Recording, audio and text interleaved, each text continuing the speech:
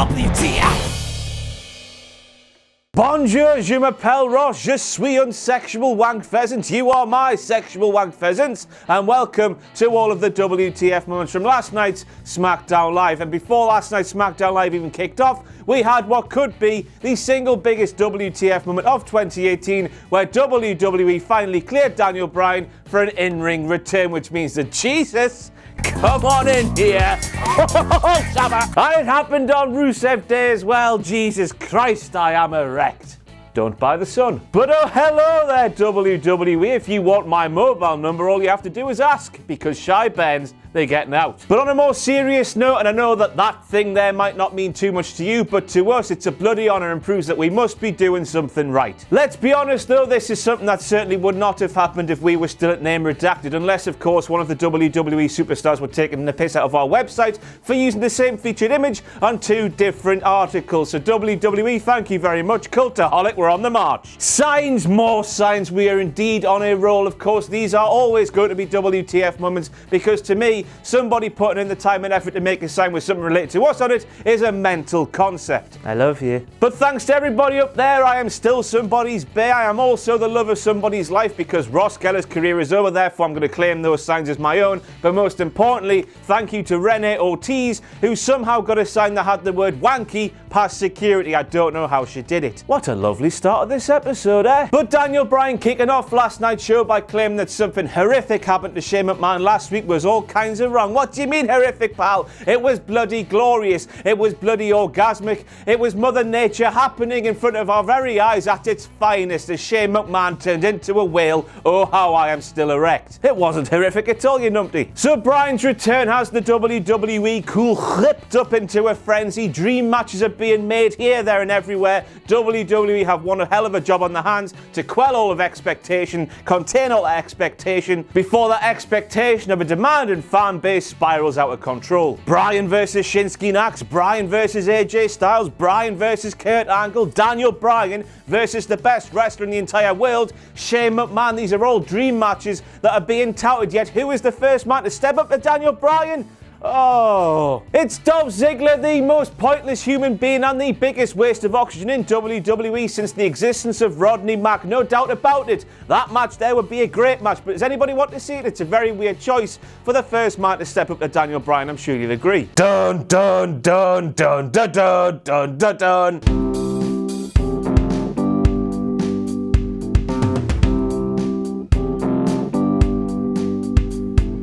What you talking about, Willis? And now it's time for this. Wankety wank, wankety wank, wankety wank, wankety wank.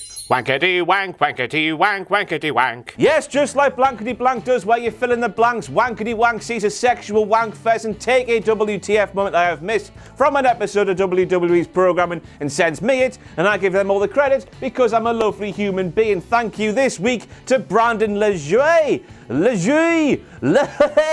What's his name? Who knows? For pointing out that Tom Phillips face fornicated the poo out of a line on commentary. Of course I missed this moment because I watched SmackDown Live at 1.5 times the speed, and the sound of Shane McMahon impersonating a whale was still ringing through my ears. Barring Corbin's botchy botch, we're going to let you off this week because if you really think about it, it makes sense. Why doesn't everybody sandbag the end of days? I don't know why I mentioned that there, it just felt right. And next up we have a moment from Sloth the Goonies, who is known as Natalya in WWE because who claimed that the only reason that Asuka is still undefeated in WWE is because she's never faced her. Well, let me tell you something, that Cat Diddler and Asuka actually had two singles matches in WWE back in June and July of 2016 when Asuka was defending her NXT Championship in Tokyo and Honolulu, and she beat Natalya both times, you bloody Cat Diddler. You can't hide anything from me.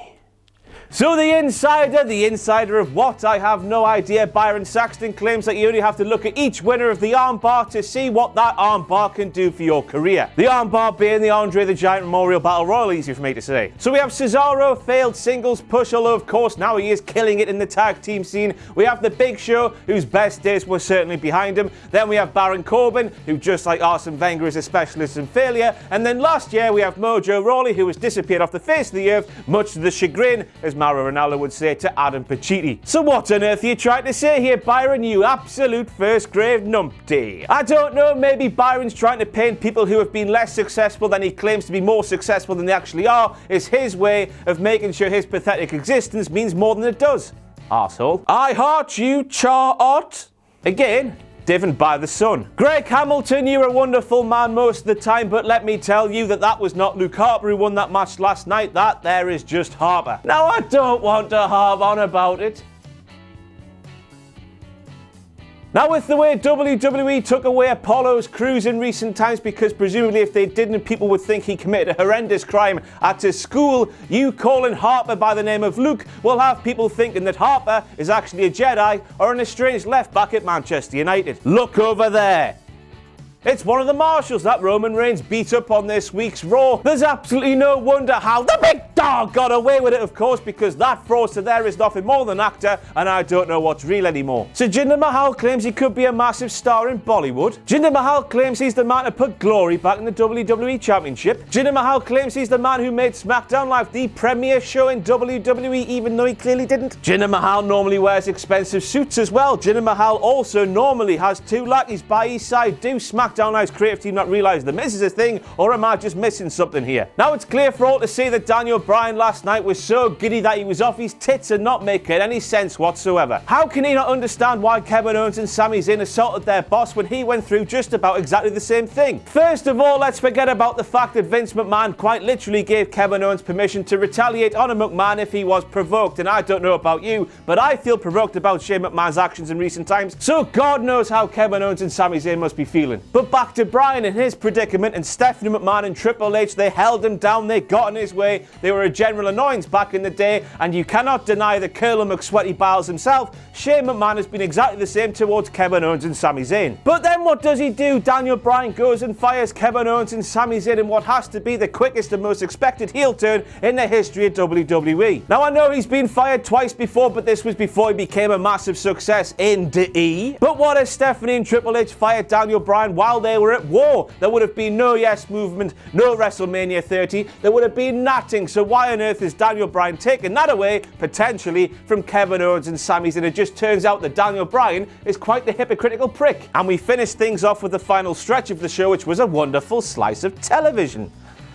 Christ. Daniel Bryan proved that he's still the best in the underdog situation of fighting, that he hasn't lost a step, while Kevin Owens and Sami Zayn murdered him, and if Raw don't pick those two up, they are absolute numpties. But the biggest WTF moment of that final segment, despite the fact that Daniel Bryan was quite literally murdered, was the fact that Kevin Owens was screaming as if he was walking around in a children's play area in bare feet, and every step he took, he stepped on a bit of Lego. Ah! Ah! Ah! It was a great way to end the show, though. Daniel Bryan arrived saying, "Hello, I'm alive," and he ended it by saying, "Goodbye, I'm dead." That is it for all of your WTF moments from this week's episode of SmackDown Live. I've been Ross from Cultaholic.com. Thank you for being a sexual wank pheasant. Don't let the sun go down on me.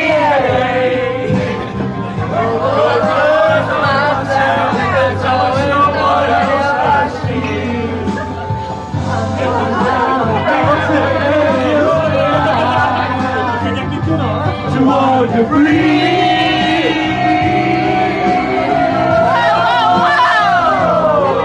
But losing everything, like the sun going down on me.